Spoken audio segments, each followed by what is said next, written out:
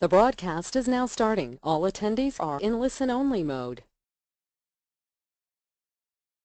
Good morning, good afternoon, or good evening from wherever you're calling around the globe today. Welcome to today's webinar, a review of Panorama's 2016 ERP report. My name is January Polk, and I am the Director of Organizational Change and Business Process Management Services here at Panorama, and I'll be conducting the webinar for today. Before we get started, let's go through a couple of housekeeping items. I want to let everyone know that today's session is being recorded, and the recording will be shared with attendees. We also encourage everyone to ask questions during the presentation using your GoToWebinar control panel. There's a section for you to submit your question, and then we will leave 10 to 15 minutes for question and answer at the end of today's webinar.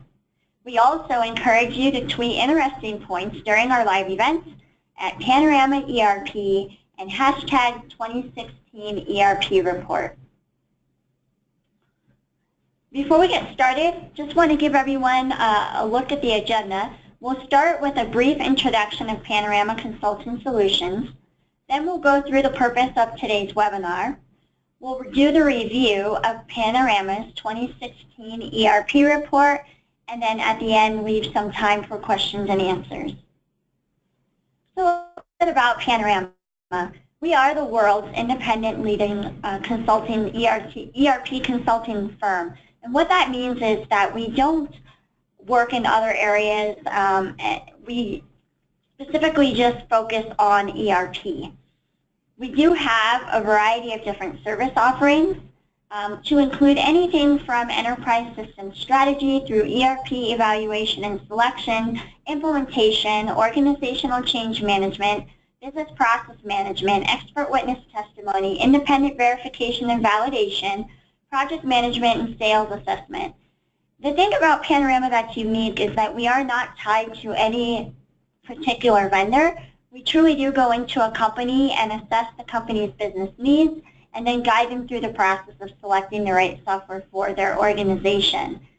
One of the items on the list, our expert witness testimony, is one that doesn't get as much publicity as some of our other service offerings, but because of our agnostic approach and because we are independent, we're often called in to provide expert witness testimony in high-profile lawsuit cases for ERP failed implementation.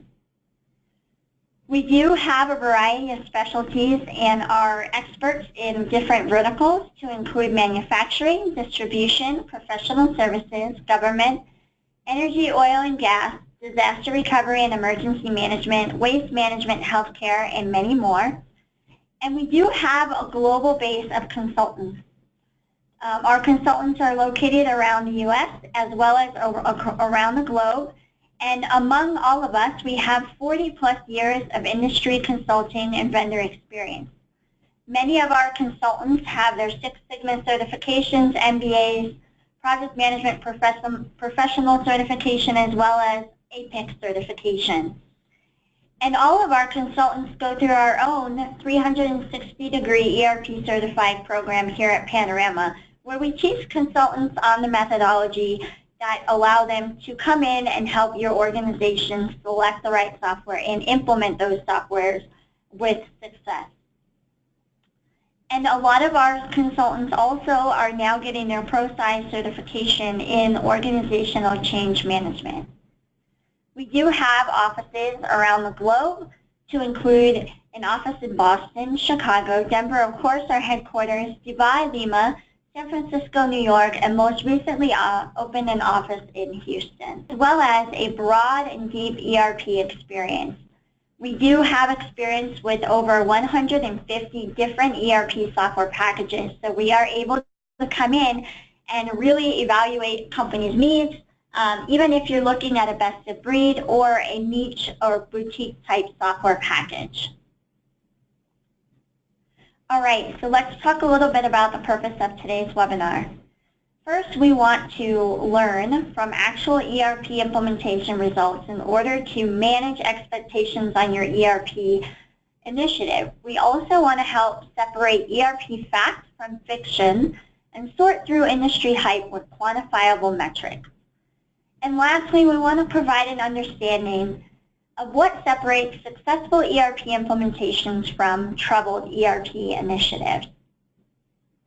So let's get into the review of our 2016 ERP report. So a quick overview of our 2016 ERP report and findings. First, it is based on a detailed quantitative study of approximately 215 respondents.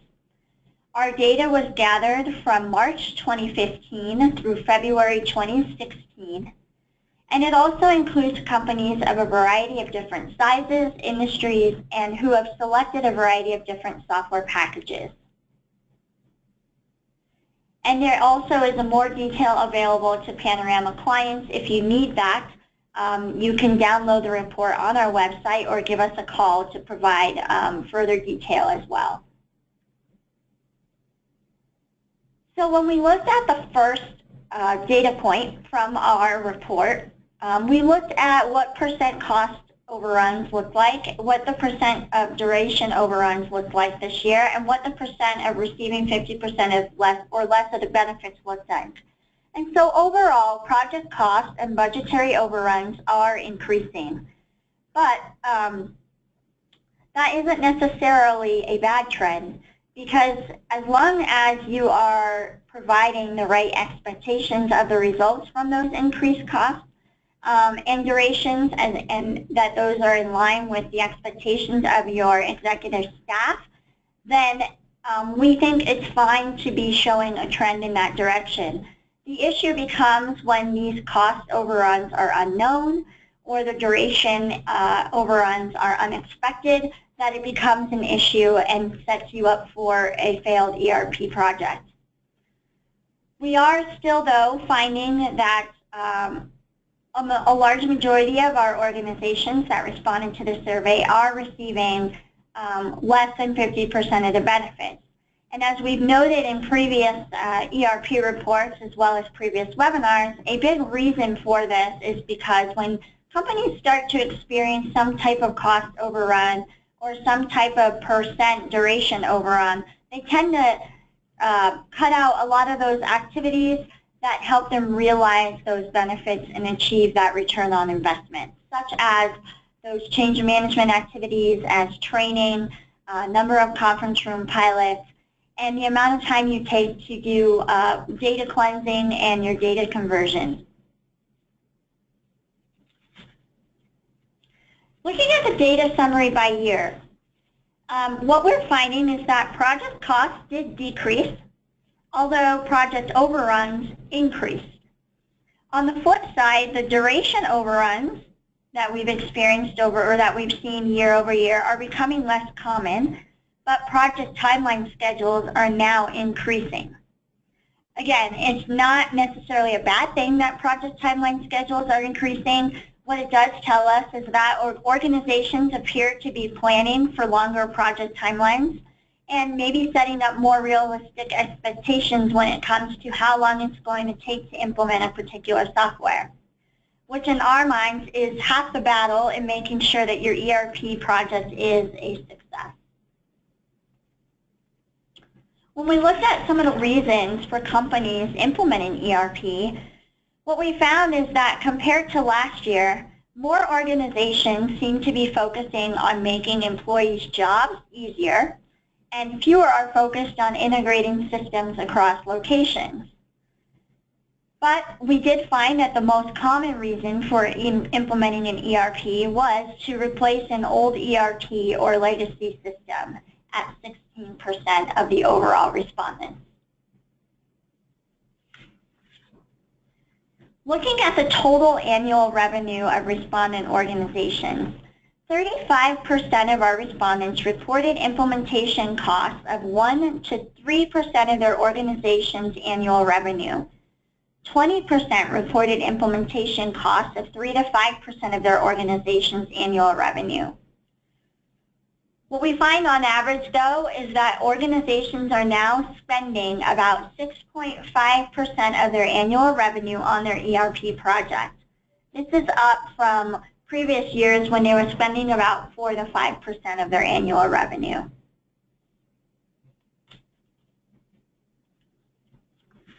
When we looked at implementation outcomes and we asked companies, how would you define the outcome of your implementation? Was it a success or was it a failure? What we found is that during the past few years, satisfaction with selected software has steadily decreased.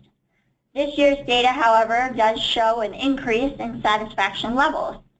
74% of our respondents report that they would select their chosen software again if required to start over. The other thing we want to note is that 36% of the respondents actually stated that they don't know.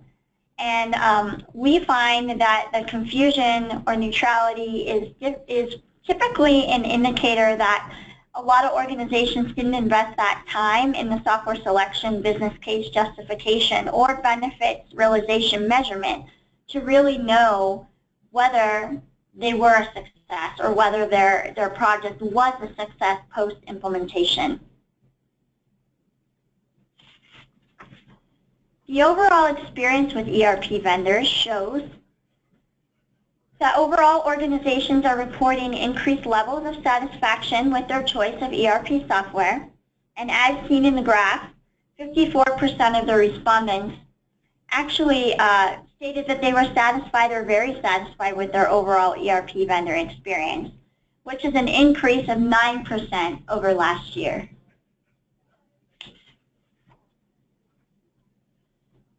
When we asked vendors about their shortlist, or when we asked our respondents about their shortlist vendors, we found that the most frequently shortlisted vendors were SAP, Oracle, Microsoft, AX, Epicor, and Infor. Most frequently shortlisted was SAP at 41%, which continues to be the vendor most shortlisted by organizations, followed by Oracle at 37%, and Microsoft Dynamics at 27%. These data points are nearly identical to what we've seen from last year. And in fact, after being shortlisted, Microsoft 32% is the vendor most frequently selected, followed by Oracle at 23%, SAP at 20%, Epicor at 7%. Other ERP vendors that were in this database but didn't make the most frequently shortlisted vendors were IFS, NetSuite, Plex Systems, QAD, Sage, Cispro, Tyler Technologies, and Unit4. And that's just a few of those that made the list.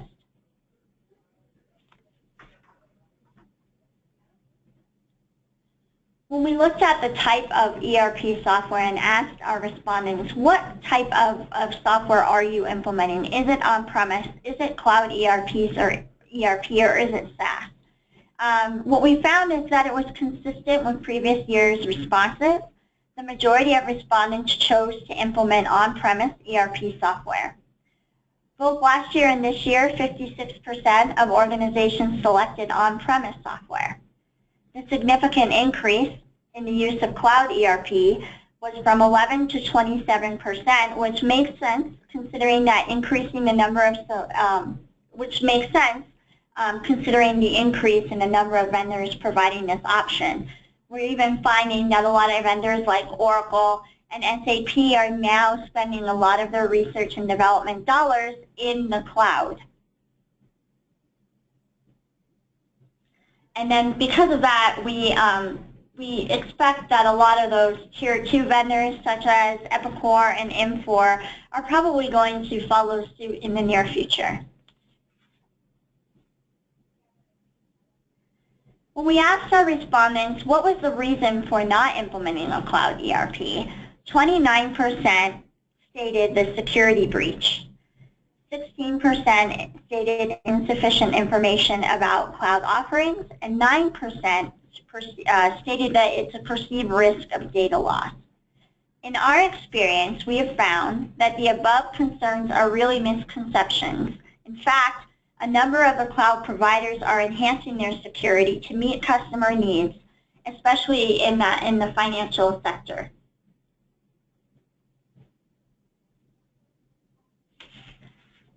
Looking at the level of ERP customization. The ideal level of customization that we recommend to our clients is always in that 10 to 20% range. However, according to survey results, the majority of organizations stayed within this range. 90% of organizations reported some level of customization, and fewer organizations are choosing extreme customization when compared to last year's results. If you ask the question, do lower levels of customization explain why cost overruns are becoming less common? The answer would be yes. When organizations are clearly defining their business processes before that selection process, then they can build customizations into their budget and encounter fewer unforeseen costs.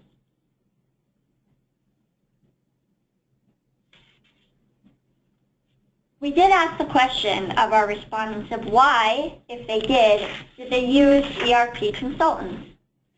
When compared to last year's results, there has been an increase in the number of organizations that are engaging consultants for planning and implementation activities, and a decrease in the percentage of organizations engaging in consultants to assist in software selection.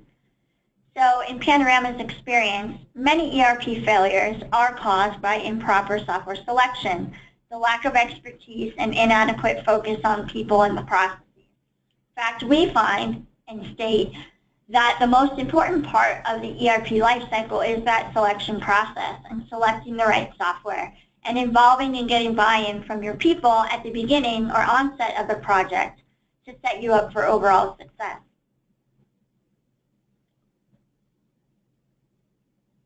So we feel that in order to set you up for success, to have the right amount of buy-in, to ensure that you make the right decision in the selection of your software to ensure that you meet your business requirements, you should definitely use some kind of third-party ERP consultant to help with that process.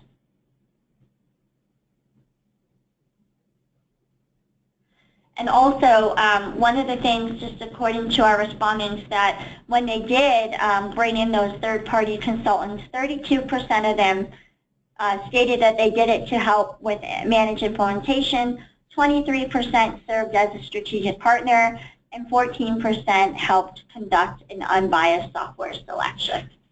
Just to give you a breakdown of the actual figures. When we looked at implementation costs, organizations continue to experience significant budget runs. Organizations' average implementation costs decreased from $4.5 million last year to $3.8 million this year. 57% stated that they exceeded their budget, a slight increase over last year's numbers. 26% were on budget, 4% decrease from last year, and 79% were under budget, on budget, or less than 25% over budget. We feel that by building in a budget contingency of about 20% can help you as an organization avoid some of those significant budget overruns. In general, organizations tend to be staying within that recommended 0 to 20% contingency range for their cost overruns based on our respondents for this year's report.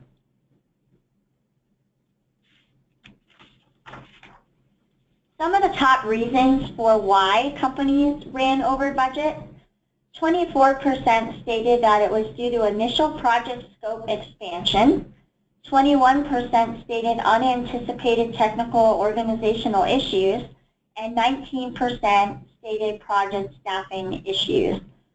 Although there's been an increase in consulting fees, and underestimated consulting fees are often viewed as a common cause of budget overruns, these were the least common reasons reported by respondents. Really, it comes down to the experience of scope expansion that led to some of these increased overruns, and we feel that that's probably a large percent due to the unanticipated technical or organizational issues. So if you don't anticipate resistance within your organization, or you don't do the proper training, or you don't do the proper testing, what you're going to find is that you have to go back and redo a lot of these areas, which can then add more cost to your overall budget. A lower percentage of organizations reported unrealistic budgets or underestimated consulting fees compared to last year.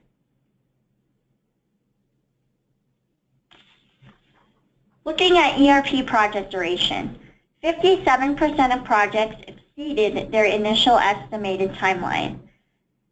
The average implementation duration was quoted at 21%, which is a 48% increase over last year. On-schedule ERP projects may continue to become more and more common as more organizations seem to be turning toward ERP consultants for planning and implementation guidance.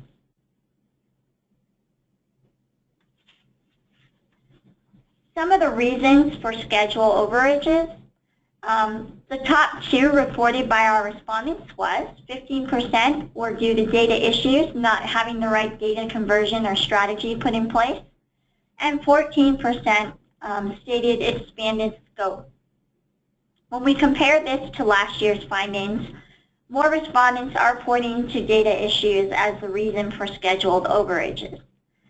In Panorama's experience, if organizations spend the time developing a good data conversion strategy migration plan before implementation, then they're going to be less likely to experience a lot of these data issues that lead to the extended implementation timelines.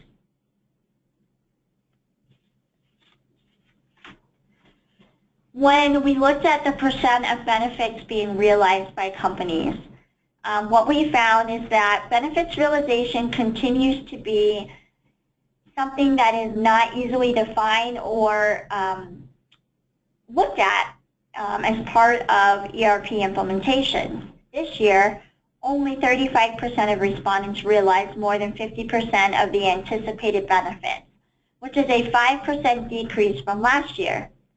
Not developing a business case to measure the benefits and realization plans is a big factor. If you don't do your due diligence up front to identify what are some of the benefits you expect to achieve as part of your ERP implementation, then you're not going to get your baseline and have anything to measure against once you go live and for your post-go live implementation audit. Some of the types of benefits that we're finding our clients are realizing is the availability of information, the top most common benefit. Other common benefits was 11% stated that they improved productivity, and 11% stated that they improved their data reliability, and 10% stated that they increased interaction and integration. When we compare this to last year, the percentage of organizations reporting improved customer interaction doubled from 4 to 8%, and the percentage of organizations reporting increased interaction and integration decreased from 14 to 10%. When we ask companies about the timeline of when they realize some of these benefits that they've set out to achieve as part of their ERP project, what we found is that 18% experienced or realized their benefits during that 0 to 3 months post-go live, 17% 4 to 6 months post-go live, 23% 6 to 12 months post-go live, and then 16% 13 to 18 months post-go live, 9% 19 to 24%, or 24 months post-go live, 9% from 24 to 36 months post-go live, 4% 36 to 60 months post-go live, and then 4% greater than 5 years after they go live. On average, though, we find that a lot of companies realize their benefits around that 18 to 24 month mark after they go live with the system.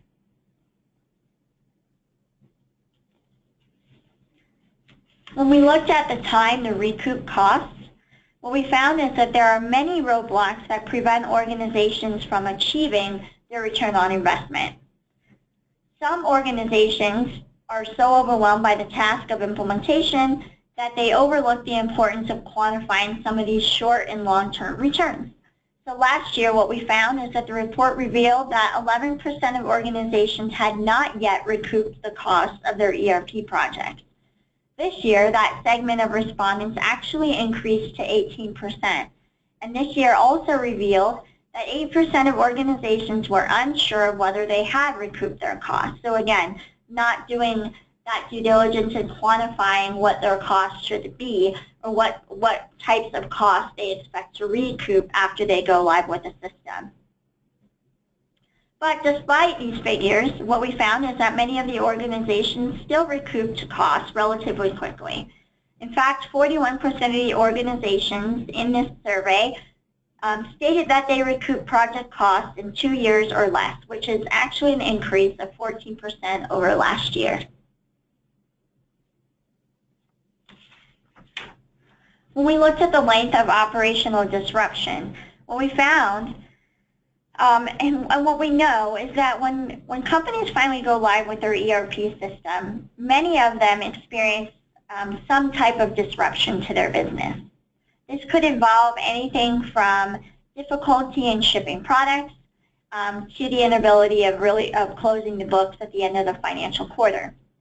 Considering the metrics throughout the ERP report this year, it's not surprising that we've found that nearly half of the organizations experience some type of material operational go-live, disruption at go-live. But what we also found is that this is lower than last year, where 52% of the respondents experienced an operational disruption. So while many companies experience some kind of operational disruption, 44% experienced this disruption for 1 week or less, which is an increase of 14% over last year. And in general, there has been an increase in the percentage of the organizations experiencing relatively short disruptions and a decrease in the percentage of organizations experience longer disruptions. But what the question then remains is, what can you do then as an organization to help mitigate any type of operational disruption? Because whether it's a 1 week or less, it's still going to impact your go live, and it's still going to impact the perception of how you interact with your customers or vendors, whether you're able to ship product or close books. And so what we find is that if you do a good job and do your due diligence at testing and having the right number of conference room pilots in place and training, that you can help mitigate a lot of these operational disruptions when you flip the switch at go live. And during those couple of weeks after you go live.